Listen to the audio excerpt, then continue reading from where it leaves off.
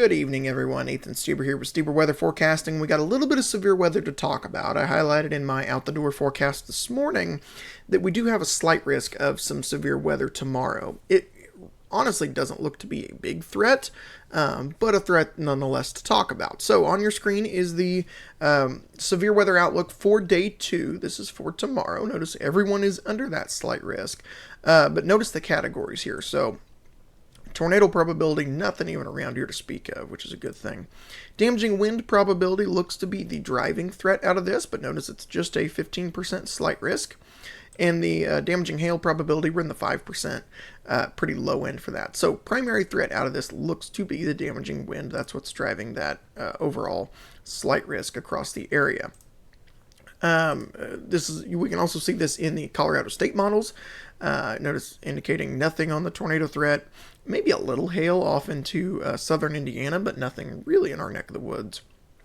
Damaging wind threat, again, for us being that primary driving mode of severe weather. Let's first talk temperatures.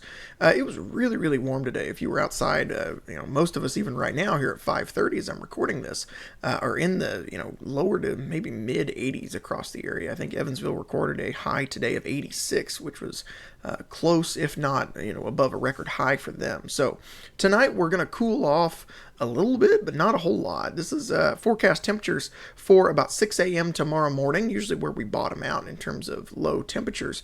And notice we're only in upper 60s if we're lucky. Most of us are going to stay right around the 70-degree mark. And tomorrow afternoon, we warm up again as that front begins to kind of push its way south a little bit. Notice along that Route 50 corridor and points south, we could be in the mid-80s once again for tomorrow. North of that, where the front may have already sank south just a little bit, we could be, a little bit cooler, say the mid-70s, mid to upper 70s. For those folks north of, say, I-70. So that's kind of what we can see on temperatures. I've got a couple different future radar examples to show you, and this just kind of shows you the inconsistencies with the models and why I really don't think we're going to see a whole lot of severe weather on tap for tomorrow. So we're going to go through this evening and into tomorrow morning, and you can see there'll be a line of storms that come out of Oklahoma tonight and into tomorrow. You see them there on the bottom left-hand corner of your screen. Those will kind of work off to the north and to the east. Maybe we'll have to watch those a little bit. This is about 6 a.m. tomorrow morning. Could be some damaging storms, remnants of that severe weather. Notice by 7 a.m. they already start to push off to the north and to the east, but nonetheless could be something we watch tomorrow morning early before really as that wave of convection pushes out. It looks like that could stabilize the atmosphere just enough to kind of limit the severe weather potential. Notice here now is about 7 p.m. rather, and that threat for severe weather is really pushed off to our south, and it stays there. We really don't get a whole lot of rain out of that.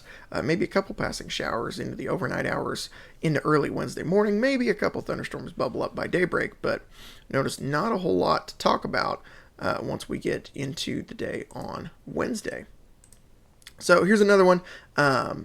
Same model. This just shows the lightning density, so kind of more hyper-localized where we could see those heavier thunderstorms. Obviously, more lightning could equal more thunderstorms and more stronger thunderstorms. So there again, there's 6 a.m. tomorrow morning. Could see some, or 7 a.m. rather, 7 a.m. tomorrow morning. Could see some storms in our neck of the woods. That would be leftover remnants from the Oklahoma system tonight. But as we go into the day for tomorrow, most of the bigger storms stay off to our south and to our east. And we really don't see any much in the way of a big thunderstorms moving in towards Wednesday during the daytime. Two more to show you. Here's the high-resolution NAM model. As we go into the overnight hours tonight and into the day tomorrow, it again hints at maybe some storms there about daybreak. This is again 7 a.m. rather. 7 a.m. tomorrow morning, could be some storms somewhere in the vicinity, but those push off relatively quickly. As the front moves through by about noon, the NAM suggests we could see some storms begin to pop up along that front. I'm not fully convinced on that yet, but we'll see. Really, that'll depend on the morning convection, if it kind of stabilizes the atmosphere or not. As we go further along after that, though, notice the storms stay off to our south and to our east.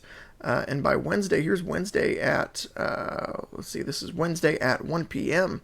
And, not a whole lot of rain to speak of across the area. We stay fairly dry until closer to Wednesday evening, when we could see another round of storms come in. One last model run for you. This is just another American model, and this one's a little bit more bullish with the storm placement. So here we are into the early hours of Tuesday morning. Maybe a little bit of that convection like I talked about. Again, here's 7 a.m. Tomorrow morning. It suggests that there could be some stronger storms off towards St. Louis. And here's now midday, more showers and thunderstorms becoming a little bit more numerous as we go into the noontime hours. And here's noon now. Notice first batch of storms are out, second batch starting to work their way in.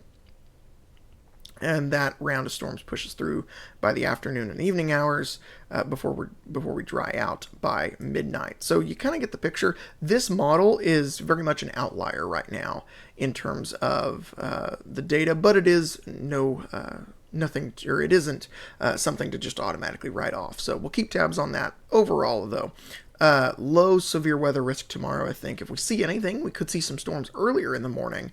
Could cause a spot of severe weather too. But if we get those morning convection, all of that morning convection, like what the models are suggesting, then I think our severe weather threat stays pretty low for the rest of the day. So there you go. Severe weather threat for tomorrow, slight risk. Nothing too big to speak of. Damaging wind threat will be the biggest thing out of that.